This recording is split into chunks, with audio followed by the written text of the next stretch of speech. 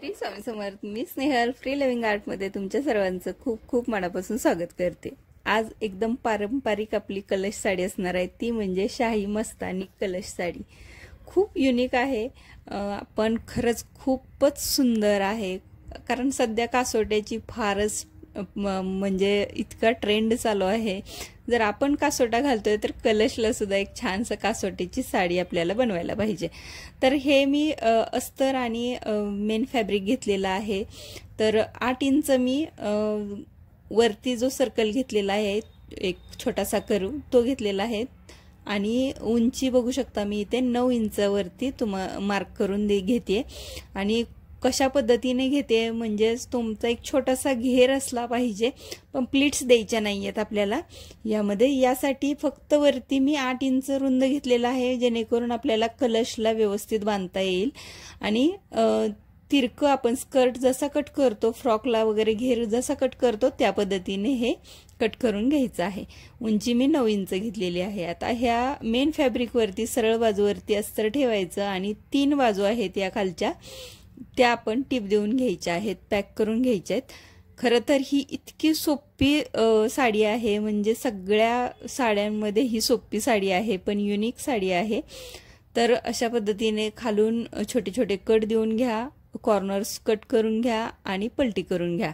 अगदी सोपी पद्धत आहे.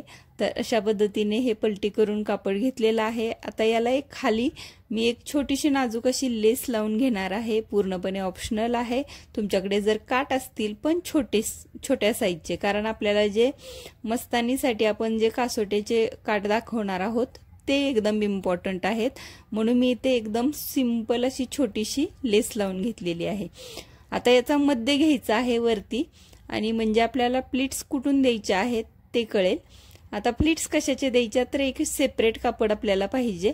तर लांबीला आपण 40 इंच घेणार आहोत, म्हणजे डबल फोल्ड केल्यामुळे मी इथे 20 इंच घेतले आणि उंचीला 9 इंच घेतलेला आहे. आता जो मेन पार्ट आहे त्याच्यावरती आपल्याला हे याच्या प्लीट्स द्यायच्या आहेत, पण त्याआधी आपल्याला जो मेन पार्ट आहे प्लीट्ससाठीचा तो आपल्याला इथे जॉईन करून घेतला पाहिजे. जो पदर आहे तो जॉईन करून घेतला पाहिजे, म्हणून अशा पद्धतीने आपण इथे एक टिप देऊन घ्यायची आहे, जेणेकरून ही टिप नंतर दिसणार नाही आपल्याला. तर हे अशा पद्धतीने आपण ही टिप देऊन घ्यायची आहे आणि एक कापड परत पलटी करून घ्यायचं आहे हे. आता इथे आपल्याला प्लीट्स देण्यासाठी सेम अंतरावरती प्रत्येक प्लीट आली पाहिजे, म्हणून मी इथे 6-6 इंचावरती मार्क करून घेते, तुम्ही बघू शकता. आणि प्रत्येक वेळी मार्क करून घ्यायचं, ती प्लीट देऊन घ्यायची आणि त्यानंतर परत मार्क करून घ्यायचं. असं 6-6 इंचावरती मी घेतलेलं आहे. तशा पद्धतीने प्रत्येक प्लीट देऊन घेतल्यानंतर मी पिन लावून प्रॉपर सिक्युअर करून घेते. परत 6 इंचावरती मार्क करून घेते आणि परत एक आपण प्लीट देऊन घेणार आहोत.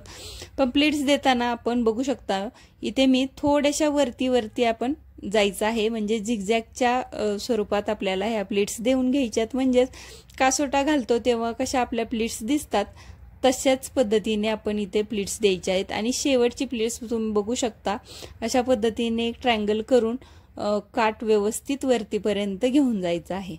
तर तुम्ही इथे प्रॉपर फिनिशिंग बघू शकता, तुम्ही किती सुंदर व्यवस्थित काट बसलेला आहे. तुम्ही प्रॉपर याच मेजरमेंटने जर घेतलं तर नक्कीच तुमचं एकदम मस्त अशी ही शाही मस्तानी कलश साडी तयार होणार आहे, आणि तीही 10 मिनिटाच्या आत. तशा पद्धतीने ठेवून आपण हे एक्स्ट्राचा पार्ट आहे तो कट करून घेऊया आणि इथे वरती टिप देऊन घ्यायची आहे. हे सगळे जे काट आहेत, प्लीट्स आहेत, ह्या प्रॉपर सिक्युअर करून घ्यायचे आहेत याच्यासोबत. आणि वरती सिंपल आहे, प्रत्येक वेळी मी सांगते त्या पद्धतीने वरून पॅक करून घ्यायचं आहे आणि एक दोरी तयार करून घ्यायची आहे. हे मी प्रत्येक व्हिडिओमध्ये आतापर्यंत सांगितलेले आहेत, कारण आत्ता हा माझा 4था कलश साडीचा व्हिडिओ आहे. तुम्ही या आधीचे 3 व्हिडिओ बघितले नसतील तर त्याचे लिंक मी डिस्क्रिप्शन बॉक्समध्ये देते, नक्की चेक करा. तर अशा पद्धतीने आपली ही शाही मस्तानी कलश साडी रेडी झालेली आहे. ही घातल्यानंतर तुम्ही बघू शकता किती सुंदर आणि युनिक डिझाईन आहे. तर ही साडी तुम्हाला कशी वाटली हे नक्की मला कमेंट करून सांगा.